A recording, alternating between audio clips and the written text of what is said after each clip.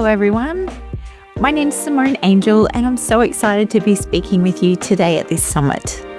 So I'm going to jump in straight away, share my screen so that you can see exactly what I'm going to be sharing with you today and what you can expect from today's presentation. Now, I'm going to be sharing my very personal story of how I built a 6-figure cleaning company in 12 months. I built it with no website, no equipment, and yet I still made it happen. So today's presentation, I'm planning to share as much value as possible, no matter which stage of business you're in. Obviously, this is sharing my business origin story and how I got started, but these are still strategies that I use every day in my business 5.5 years later. So no matter which stage of business you're in right now, my goal and aim is to hopefully deliver you some value today that you can hopefully learn something new, take away, and implement right away in your business.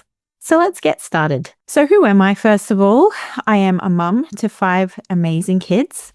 I'm also a wife, newlywed. I was married last April, so 2024. I'm also a business owner. My business is House Mum, and I am a trainer, coach, and mentor. Now, this is where I get excited. I find so much joy when I work with other cleaning business owners so that I can help them thrive, succeed, kick goals, and that just lights me up. So I definitely love that part of what I do. And if you can't already tell from my accent, I am based in Australia. So why should you listen to me?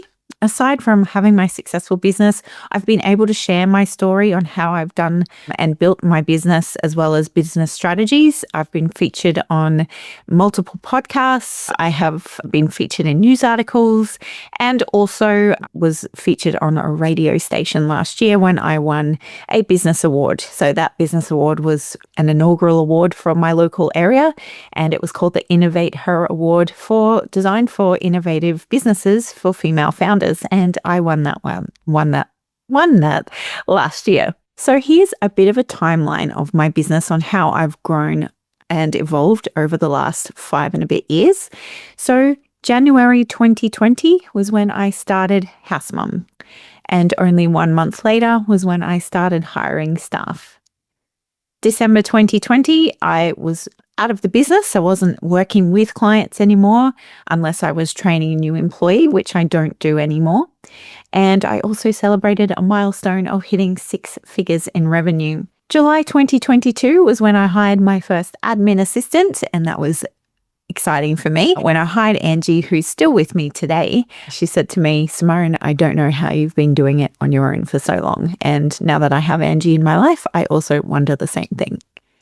Just going to pause there because my nose is dripping. Zen Maid, you're going to love all the behind the scenes. Okay, April 2023 was when I diversified my business. So I wanted to find a way to increase my business income, but I didn't at that time want to do that by hiring more staff because I thought, how can I grow my income but not have to manage more people?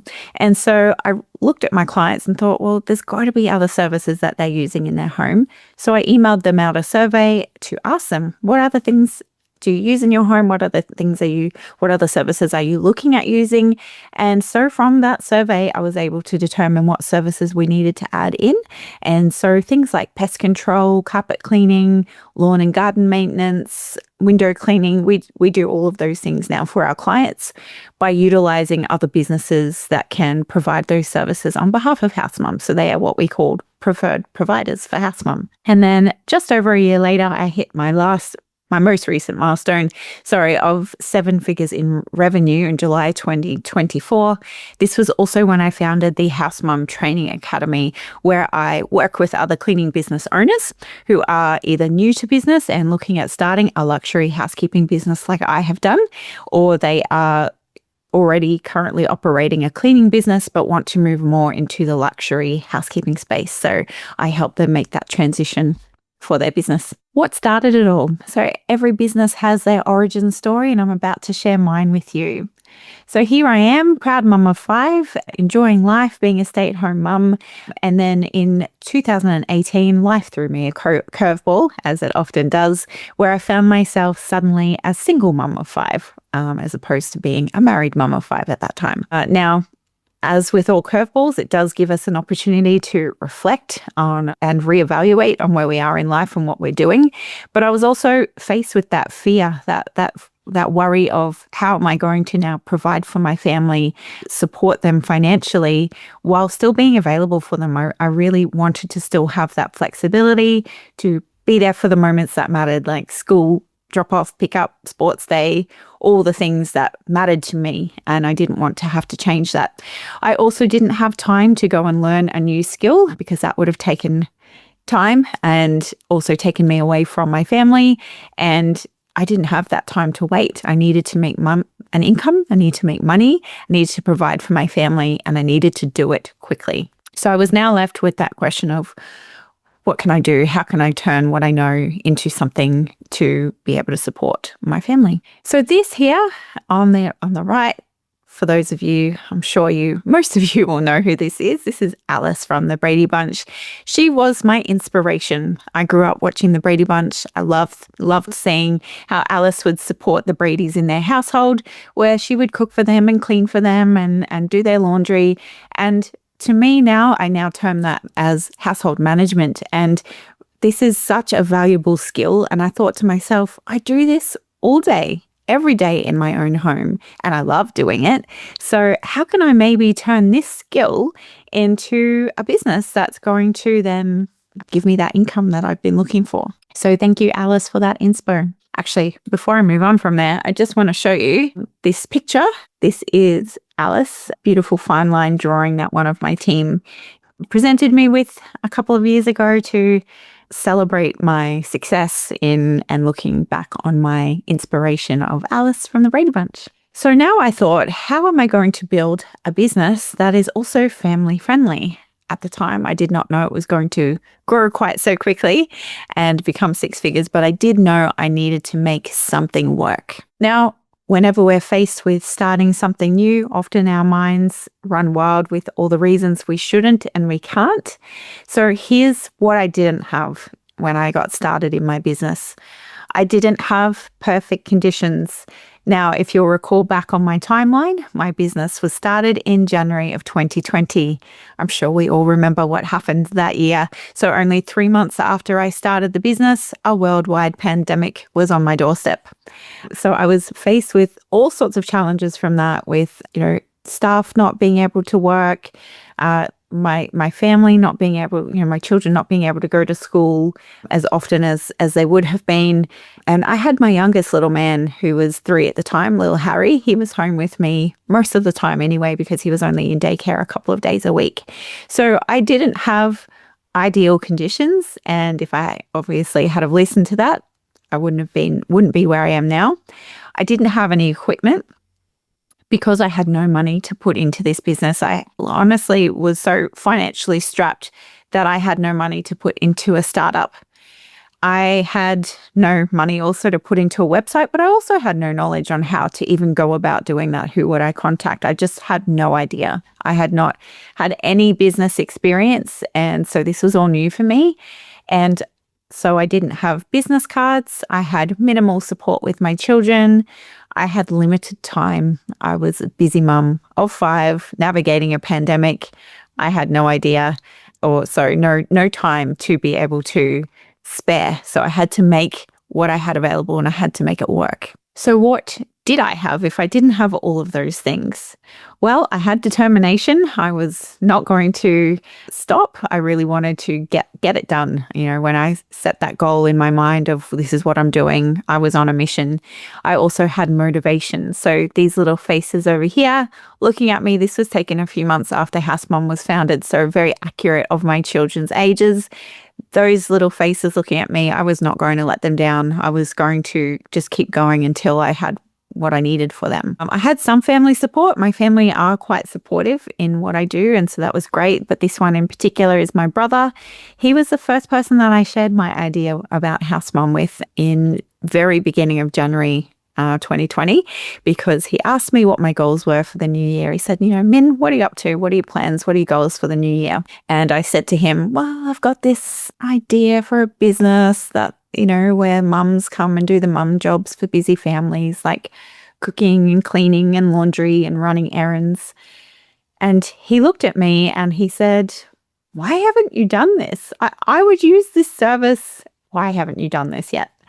And so, with his support and my sister-in-law, we filmed a video while still on holiday of me talking about what the house mum experience is, what it was going, sort of my idea, because it was still just an idea at this stage. I didn't really know how it was going to evolve. And so I shared that on social media so that I could put the idea out there and see if it would fly. So that definitely was a contributing factor to my success. Research skills. So I was, reading up on lots of business books and just surrounding myself with knowledge on the industry and how to actually get a business going. I had nothing to lose, honestly. Like I said, I did not put any money into this. I was faced with my back up against the wall, so there really was nothing to lose here. I had social media, in particular Facebook. That's where I mainly spent my social media time. I had an Instagram account, but didn't really use it. I wasn't across it at that time. I wasn't on anything else. I had Facebook. And so for me, that meant community groups. It meant having that platform to friends and family, and I used it. And I was creative. So I was going to look at other ways of, bringing a niche business to the market in a very saturated industry. I was also very clear on what success meant to me. Now, there's nothing wrong with this one on the left. I like nice things too. But for me, what success meant was having more family time and being available for my family and having that work-life balance. And so when I was creating my business, and what I encourage you to do as well, is to really get clear on what success looks like to you so that you will move forward in the direction that's going to create a business that works for you, because that's the key as business owners, is we want our business to work for us.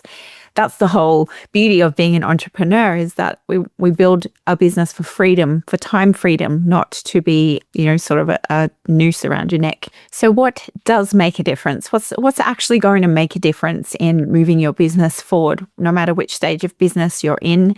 For me, it was telling my story. It's so powerful to share that with your audience.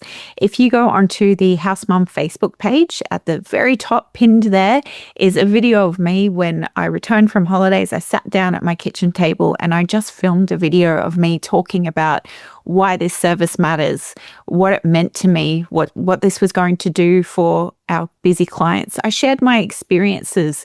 I'd used cleaners in my home in the past and none of them quite hit the mark.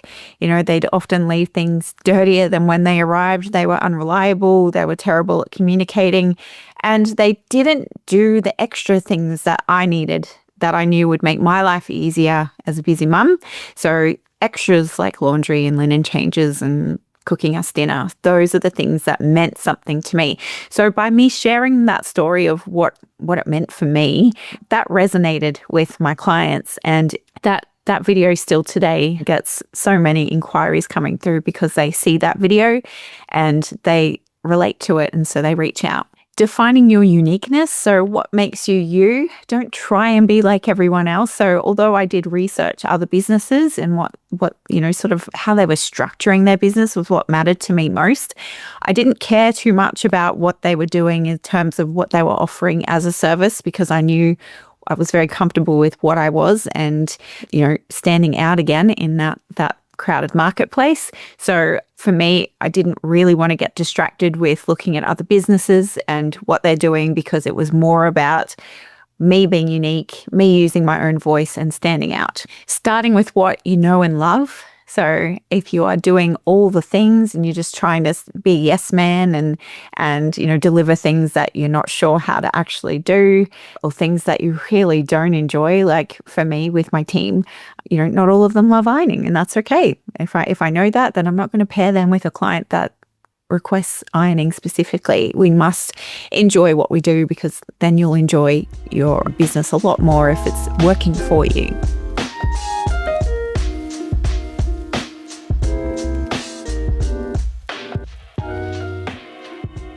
Mindset matters. It's not spoken about enough how important mindset is. So if you're not across this, let this be your reminder and your gentle nudge to really work on your mindset, fueling your mind with good things. So everything that we're consuming, listening to on the radio, reading in books, who we associate with, all of these things contribute to our mindset, whether it's a positive or a negative, and that will have a massive impact on how successful you are in business. If we're, listening to things that are sort of discouraging and not building us up, then we're not going to feel very good. We're going to feel a little bit still apprehensive and anxious about what we're doing. So we need to be surrounding ourselves with people and resources that can be sending us in the right direction and helping us feel supported. Never underestimate word of mouth. A lot of my business grew purely through word of mouth and still does on our booking forms through ZenMaid. A lot of the, how did you hear about us says I was referred by a friend, or I saw you on a community, recommended on a community group on Facebook. That is because what we do is so special, and we really want our clients to feel proud of sharing who they're using in their home and telling their friends about us. So word of mouth, do not underestimate that free piece of marketing gold. And finding the right support. So similar to, mindset matters is who you're surrounding yourself with. So your friends and your family. Now, if you don't have the right network, the right support, then go and find the right support. So important, because sometimes our friends and family, although they mean well, are not experienced in business, or they don't understand business. And so they might be stuck in the 9-to-5 mentality and, try and give helpful advice that's not actually helpful in moving you forward. One of my very best friends, when I started my business, she said to me at the time, she said, "Oh, $40 an hour, that's a bit high. All you're doing is scrubbing toilets. Like, no one's going to pay that." Now, these are Australian prices, and so back then, $40 an hour is what we were charging, and it was, not only was it too cheap, it actually wasn't enough to cover my expenses. So I very quickly learned how to price correctly and adjust. Had I listened to her, I wouldn't be where I am now. I wouldn't have a business now. I would have been flushed down the toilet. And where we sit now is we are actually double that rate today. So what are some actions that you can take today to either start your business, this idea that you have in your mind, or an opportunity to sort of reset and reevaluate where you are in your business and what you can do to change things if you're not happy with where you're at? So I encourage you to write down your story and video it, so that way you can be sharing your story with your audience.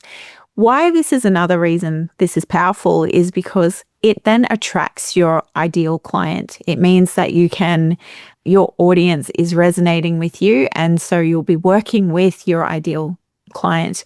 And that's important, because if you're working with people who value you and appreciate you, again, you're going to enjoy what you do a lot more. Write down what you love and what you can do. So get out your pen and paper and actually write these down. What do you love to do? What are your skills? Get that down, get it out of your head, and start working out what might be something you can add in or offer to your audience. Also list the uniqueness, the things that make you you. Let's write that down. For me, I really leaned into being a mum of 5. I highlight that a lot because other mums then, see me and they go, "Oh, you get it. You understand." When I have a new client call before booking in a new client, I always, really let them know I understand busy mum life. Like, I'm here for you. I understand. I get you. And that has helped so much in me working with the right type of audience for me. Define your why. If you don't know your why, then you'll probably feel a little bit lost along the way. Why am I doing this? Especially on the hard days when you want to throw it all in, because we do have those days. I still do every now and then.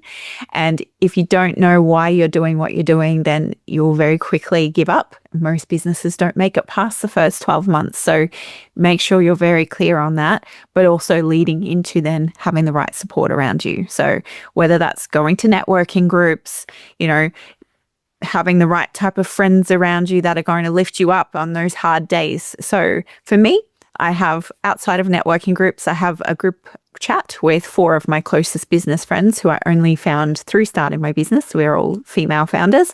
And we have a group chat on Facebook and we just talk about, hey, I'm not sure on this, or hey, I've had this question come through, and hey, I'm having a hard day. Someone just pull me out of my slump, tell me something good. What books are you listening to right now? What podcasts are you really binging? These are all things that we talk about in our group chat.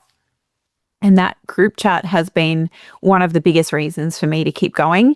And I also have regular catch-ups with my brother. He's based over in Thailand at the moment, but we still have regular video catch-ups to just talk about how's business going and where are we at. List all the places that you can find clients. So I encourage you to really think out of the box. You might just be, I've got to pay money, I've got to advertise. I'm just going to say, no, you don't, because I haven't put any money into advertising at all. And I have a waiting list for what we do. So start writing it down. Think outside the box. I spoke to a carpet cleaning business owner a little while ago, and we were talking about how is she finding clients. And she's, I'm going to real estate agents, getting my name out there. And I thought that was fantastic, because definitely, getting friendly, building her network with real estate agents who can, know, like, and trust her, and then utilize her service. Fantastic. But I said to her, something out of the box? What about going and meeting with carpet, let me just pause there. I said to her, what about meeting with like carpet businesses? So where people that are actually selling the carpet to those clients, why don't you go and meet with them, introduce yourself, give them your card, maybe offer them some kind of incentive to be referring you. Hey, once you've got your carpet installed, you'd really like to keep on top of every 6 months getting those maintained. Here's a service I recommend. Like, think outside the box. Who's someone that you can network and collaborate with who can help your business grow, and perhaps in turn you can then help their business grow as well. Create your own referral service.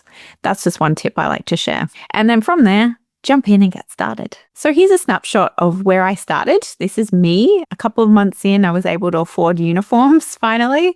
And I was so proud when I could actually put on that uniform and feel like this is my business. Look at me. So these are our old uniforms. Then this is when I started hiring my staff. And you can see now where we are. So at the moment, I have 25 staff and growing. My goal is to be at 50 employees by the end of this year. I'll keep you updated on how I go with that. But for me, it's really important that through growth, I also don't sacrifice my values along the way. So although I am planning to double my team, it's very important for me to stay focused on my business goals and values. So if you've enjoyed what you've heard today and you'd like to know more, you can reach out and jump on a call with me. You can chat to me about your business experience, where you're at right now. Do you want to just bounce ideas off each other? I'm happy to do that. I love helping you grow. Or you can just share your experience, what you thought about today's presentation. If you have any thoughts, any standout points for you that it was a bit of a moment, share it. I'd love to hear from you. You can also gain access to my Home Assistant Blueprint, which I'll show you more on in a moment. Or you can just take what you've learned today and just get out there and get it done. Now, this picture on the right is me holding a plate of brownies. Back in the beginning, when I would go to a first service for a client, I would always show up with a fresh baked plate of brownies and a personalized note from myself saying, thank you so much for choosing me to help in your home. And that was my point of difference. That was one way that I made the service unique, because I leaned into what makes me. And for me, I love baking. That's a way of me showing that I care for someone. And what better than a plate of brownies to be able to make your mark and stand out from the crowd. So here's some information on how you can connect with me moving forward.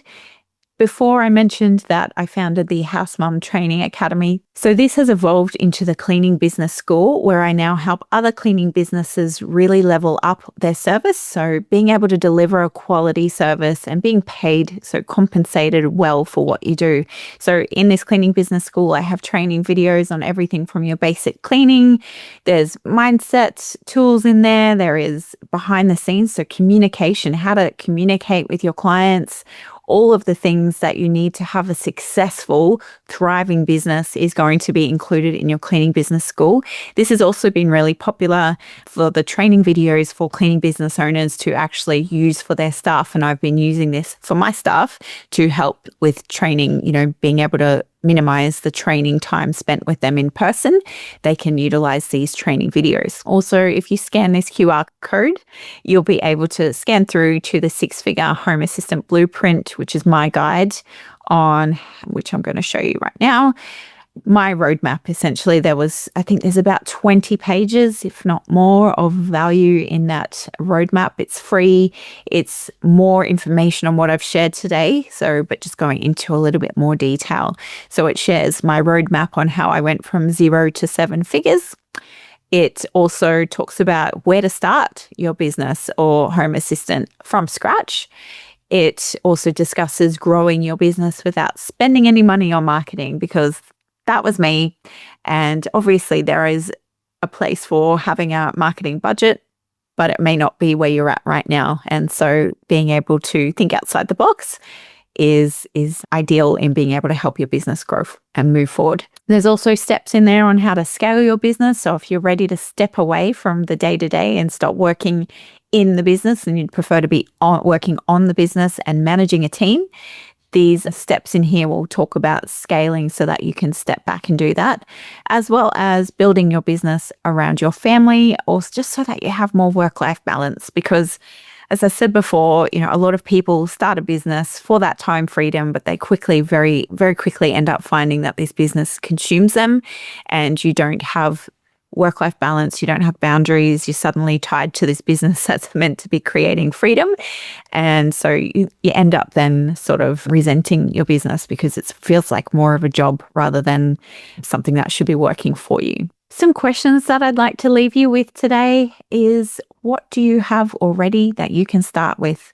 I encourage you, again, pull out that pen and paper, start brainstorming.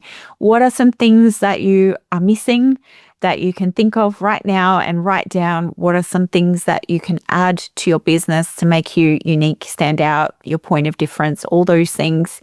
Write them down, because it will help you then get clear on maybe pivoting. If you're already along in your business journey and it's not working for you, maybe now is the time to pivot. And that's, again, my blueprint talks about pivoting into that luxury space, which is what I enjoy doing and what I help other businesses do as well. What have you listed as roadblocks that aren't? So many times we'll be stuck in the reasons why we shouldn't do something when really they're not reasons at all. They're just excuses. It's because we're afraid of doing something new.